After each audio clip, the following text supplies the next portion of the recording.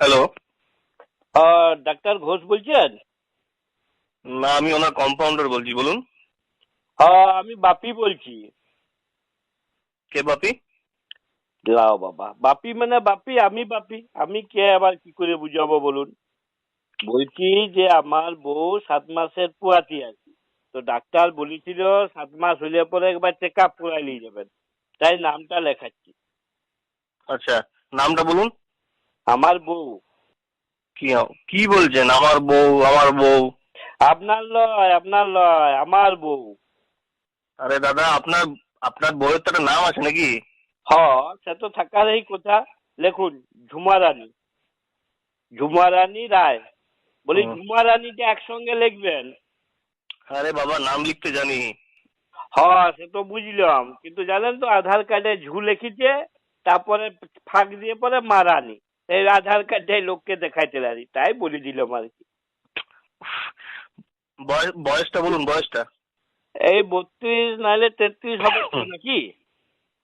সেটা আমি কি করে বলবো? আচ্ছা, আপনি তো আচ্ছা লোক মশাই, আমি কি করে বলবো আপনার বউয়ের বয়স কত?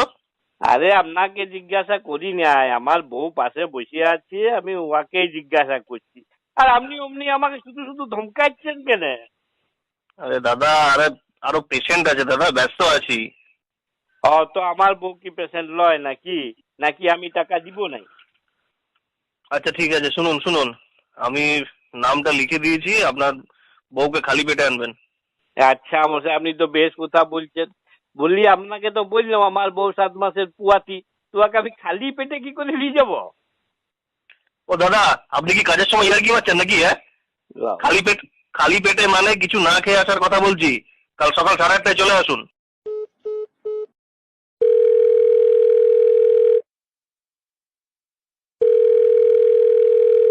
হ্যালো। হ্যাঁ, আমি বাপি বলছি।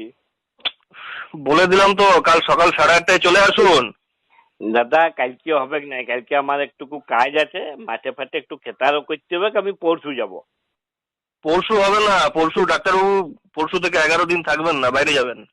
এইটা কিরকম হইলো? ওই আমার বউ এখন পুয়াতি, আর ডাক্তার বাবু এখন বাইরে গেলে কি করে হবে? তাহলে আমার বউকে দেখবে কে? শুনুন শুনুন, পেশেন্টদের যাতে অসুবিধা না হয় সেই জন্য ওই কটা দিন অন্য একজন ডাক্তারবাবু থাকবেন, উনি দেখে দেবেন, কোনো অসুবিধা হবে না, আপনি পরশু আসুন। বলি এটা কি যাত্রা রিহার্সেল হচ্ছে নাকি? যে একজন অ্যাক্টর নাই তো আরেকজনকে দিয়ে পক্সি দিয়াই দিব? উফ, ও। বলি শুনুন, বলি মনে করুন ডেলিভারির দিন যদি আমার বউয়ের কোনো কাজ পড়ে যায়, আর আমি যদি অন্য লোকের বউকে সঙ্গে নিয়ে যাই, তো ডাক্তারবাবু তার ডেলিভারি করাই দিবে? ও দাদা, আপনি কি গাঁজা খান নাকি? কেন? গাঁজা খেয়ে পরে গেলে কি ডাক্তারবাবু অন্য লোকের বউকে ডেলিভারি করাই দিবে? ধুৎ, রাখুন তো।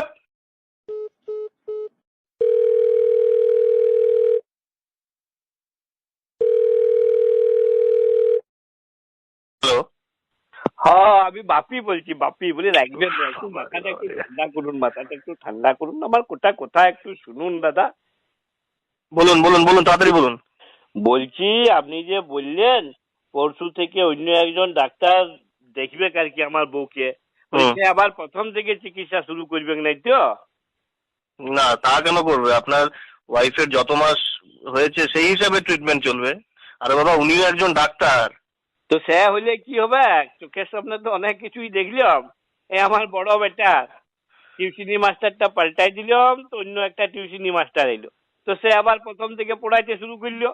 যে লাস্টে কি হইলো, আমার বেটাটা সব বন্ধুর থেকে পিছুয়াই দিল। তো এই নতুন ডাক্তার এসে পরে আমার বউয়ের ডেলিভারির ডেটটা আবার পেছ করাই দিল নাই তো ডাক্তার বাবু। দেখুন, আপনি কিন্তু আমার মাথাটা খুব গরম করে দিচ্ছেন। ফালতু এসব উল্টো পাল্টা কাজের সময় বিরক্ত করে রাখুন তো।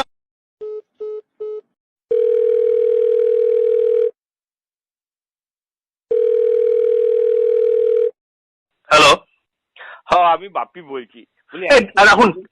একটু একটু একটু শুনুন আমার কথাটা। কি বলছি মানে কাজের সময় আপনি কি শুরু করেছেন কখন থেকে বলুন তো? মাঝে মাঝে ফোন করছেন, এরকম ডিস্টার্ব করছেন, আমাদের কি পেশেন্ট নেই নাকি, কাজ নেই? মানে বুঝতেই তো পারছেন আমার বউ পুয়াতি, বিপদে পড়েছি।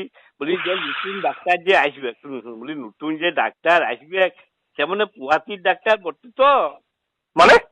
মানে আমার দাঁতের ডাক্তার ফাক্তার লয় তো, নাহলে আমার ছেলে হওয়ার সময় দাঁত টানাটানি শুরু করলে বিপদে পড়ে যাবো ডাক্তার বাবু।